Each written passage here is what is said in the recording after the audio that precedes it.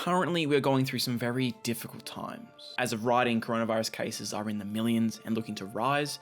As a people and a society, it is only going to get harder and harder for us. Most of us are just at home currently and looking for things to do to try and pass time.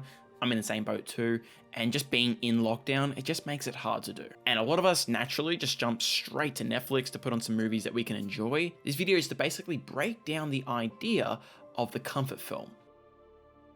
A lot of people struggle to rewatch most movies, no matter their quality, but everyone just has their few movies that at the drop of a dime, they can rewatch. A lot of us right now are just going through like thought loops. Just being isolated is just making things tough for everyone. And when it's late at night, putting on these types of movies with a hot chocolate and a blanket just makes us feel ever more comfortable.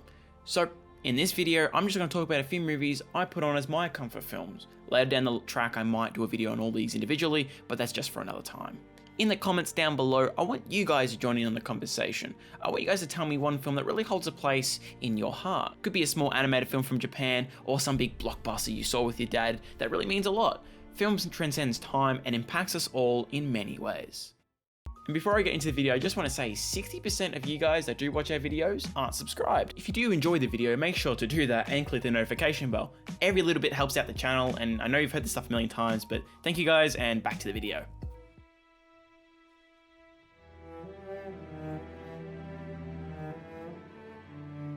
I hinted at it in the introduction, but for me, a comfort film comes in many shapes and sizes.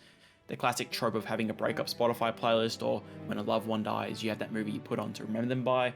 And while making this video, unfortunately, I did lose my dog. So for the past few days, I haven't been really able to think clearly. It's kind of why this video was kind of delayed. But I did look to this, this topic of comfort films, and I started rewatching Daredevil, Batman vs Superman, The Last Jedi.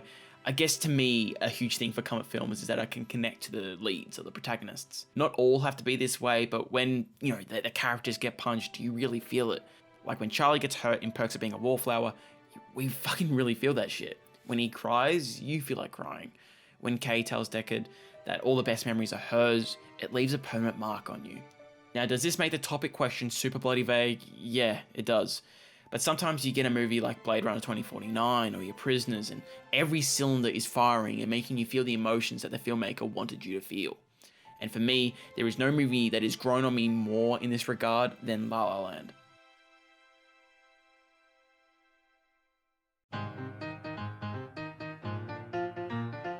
Every cast member was infected by this idea that you could reimagine these great old movies. And someday as I sing the song, a small town kid. La La Land is a film that is really hard to put into words about how good this movie is. Down from the color, the story, the music, this film is just a complete package. The big thing for me with this movie is that it just has everything. It's funny, it's loud and colorful, and without a second's glance, if you look a little deeper, it's a heart-wrenching story about what could have been between two people chasing their dreams. Seeing two people drift apart is something that is just really hard to watch. I already know how this movie's going to end, but seeing the hardship of Mia battle her way from audition to audition, people laughing or getting sandwich orders mid-scene, or Seb, the man who just has a passion for something niche and wants to share it with the world, but just can't. He can't find a way to do his passion, so he settles for something that just doesn't make him happy. In the end, Seb does get his bar and Mia does get that role in the big film in Paris, but the epilogue shoots you right in the feels as it shows what could have been between these two. They could have done it together, but fate had to go differently. The album is something that just goes on repeat for me on Spotify, and by God, every time I think about this movie, it just brings back so many emotions. What am I supposed to do? Go back to playing Jingle Bells? I'm not saying that. I'm saying scraping pennies so I can start a club that no one wants to go to? That people will want to go to it because you're passionate about it, and people love what other people are passionate about. You remind people of what they forgot. Not my experience. But it's just so weird because I just hate musicals. Like most musicals, I just can't stand them at all. Yet, from frame one of this movie, the songs are just sublime. The classic old saying, if you can't say it, sing it. If you can't sing it, dance it. La La Land gets that perfect balance where it all just feels right and real. You just hope someone is in the crowd that makes you famous and makes all your dreams come true. The unfortunate truth is that someone most often isn't never going to be there, but the message is about putting yourself out there. For Mia's case, she was lucky. Someone was there to see her play. There are so many elements of this movie that make you feel good and then kick you in the shin like seconds later. It's an emotional roller coaster that I love. The same reasons I love Spider-Man 2. Both have characters that achieve wins, but there's always a cost. Mia puts herself out there by doing a one-woman play, and barely anyone turns up, not even Seb. And when she's in the back rooms dealing with all this, the voices of the guys that thought her play sucked just destroys her. I think that's one of the biggest things for me that makes a film rewatchable. To see characters that I love having to battle it hard too, or for Seb to try his hardest to get his dreams and not succeed for the longest time, thinking you found true love, and for it just not to be. Seeing these characters go through such hard times make you feel like you can relate to them, get on their level amongst all the fantastical things going on. Like, I don't want to go too much into just talking about one film when I'm talking about a few in this video, but the entire movie I just adore. But it's the epilogue that just makes this film go onto another level. So much symbolism with style oozing everywhere. 2 hours in, you're thrown into this huge set piece. It is truly, for me, one of the best endings that I've seen.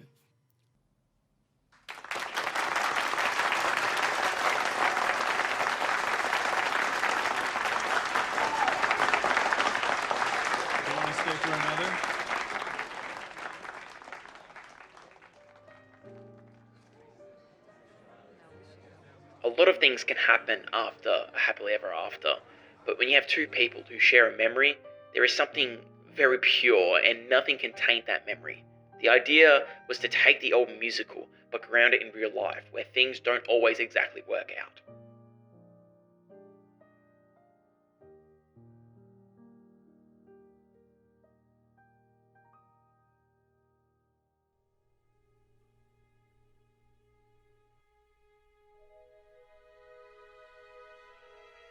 I think the reason these movies are important to us is another interesting question. Spider-Man 2 is something I rewatch about once a month. It's a movie that is a blockbuster, it's a big action set pieces, and as a guy who loves these movies, and most people like me just enjoys a good flick like Spider-Man 2.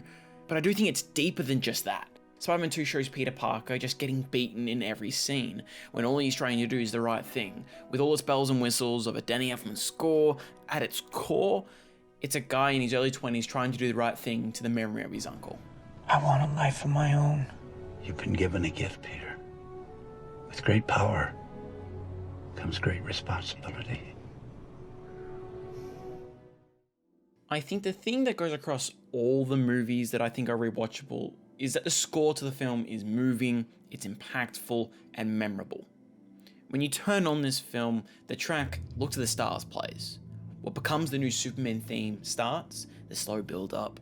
What you then know is that you're about to watch one of the best comic book films, if not movies, ever made. I hold Man of Steel in such a high regard. Good superhero films for me have an extra layer that make it more enjoyable than just being a normal action movie.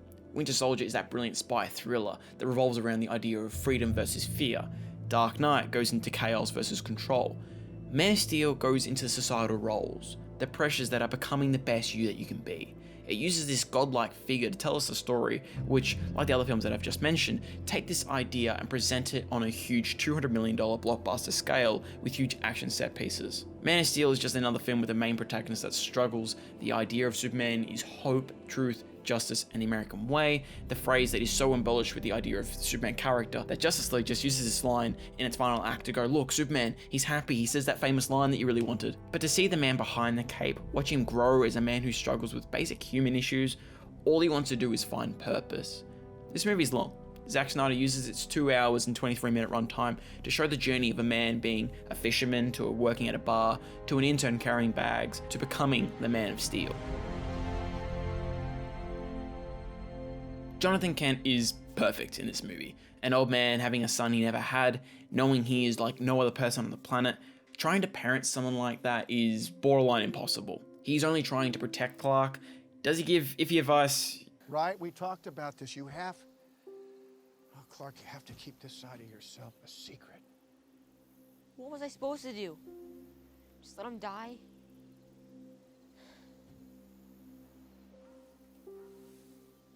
Maybe. Yeah.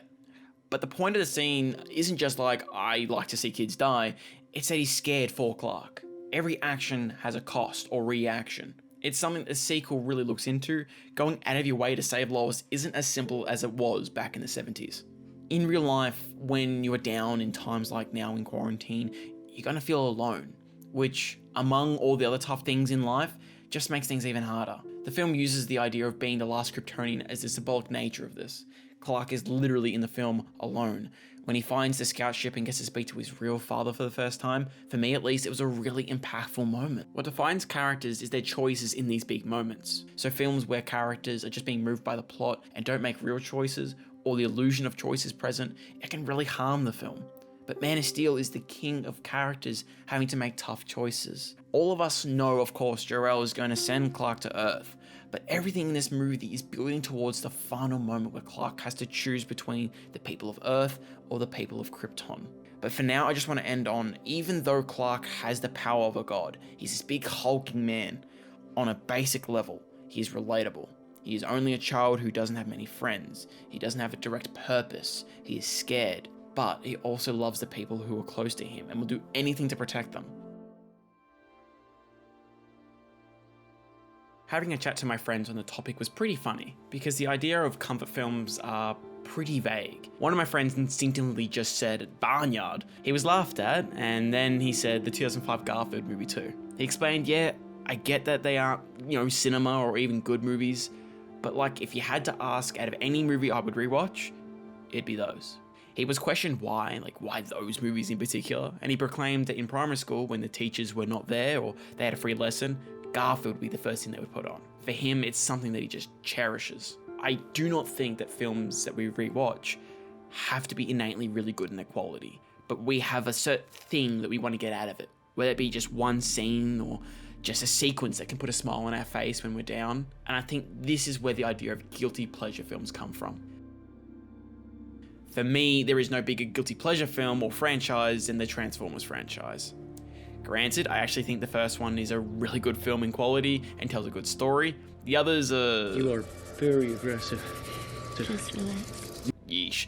I don't count Revenge of the Fallen here, but the TF franchise just has something that for me has me keep coming back to it so often. The themes are often surface level. Dark of the Moon plays into Sam finding his purpose, but with so much filler in the movie, that plot point kind of gets lost between him getting jealous of a rich man who's his girlfriend's boss, who she hangs around with, and actually finding a purpose for himself, like getting his own job. If the film wanted to commit to the premise, he wouldn't be living in such a nice apartment with a girlfriend who has a $200,000 car. And Dark of the Moon is the second best one out of the lot, so the run-on effect here is pretty clear. But hearing Optimus Prime yell, "Freedom is the right of all sentient beings," while fighting with a flaming sword or fire axes, killing Decepticons left, right, and center, while his theme plays out full blast by Steve Jablonsky.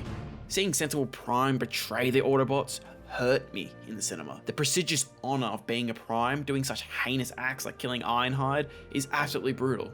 But at its core, the first trilogy is a relationship between a boy and his car. Something so simple. So when everything is blasting away as more and more Decepticons land in the battle in Mission City, you care for the characters in there, at least I do. When Sam refuses to give up the Allspark, he has grown so far. The formula for these movies got stale real quick. But on rewatch, seeing Optimus Prime take out dozens of Decepticons in Dark of the Moon or Age of Extinction, it's just something I can rewatch over and over. The Last Night is another bag where I just hate this movie so much. Yet the score to the film is probably my favorite score of all time. And seeing Optimus Prime ride into battle on a robot dragon combiner that breathes fire with a sword in one hand is just the coolest fucking thing.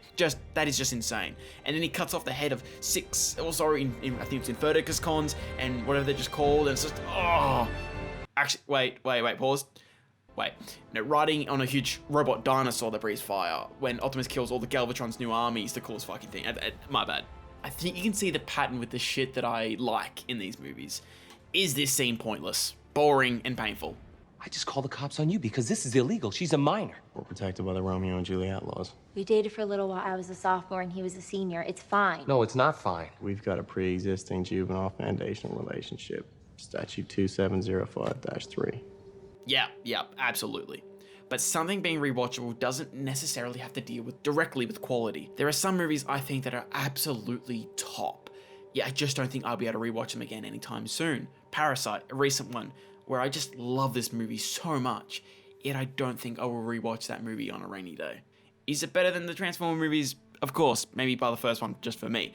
I made a Letterboxd account and did a list of my top 50 movies, and Parasite is in my top 35. Marriage Story, even high in that list. I only watched it the once and saw the second half again with someone who hadn't seen it.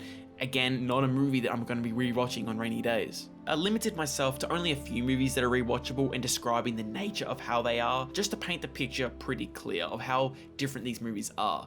Of course, movies like Star Wars, Mission Impossible, the MCU movies are a constant watch for me, but that isn't as interesting. Nerds rewatch shit all the time. Oh, Endgame is coming out, or Infinity War's coming out, I better rewatch all of the MCU movies just so I get impacted by it more. This whole video is just an open dialogue of what is a comfort film. Is it a film that you just think is seriously good? Or is it one that makes you sad? Or one that you put on because you just love it when a certain bit happens and you point at the screen and go, look, that thing I really wanted to happen just happened. But I do hope you get something out of this video, whether it's just a better understanding on why you like the films that you love, or just enjoy me talking for about 15 to 20 minutes. It'd really mean a lot if you shared the video around, like and subscribe, and most importantly, commenting down below what films impact you and why. Other than that, I do hope all of you guys just have a wonderful day, and I'll see you guys in the next one.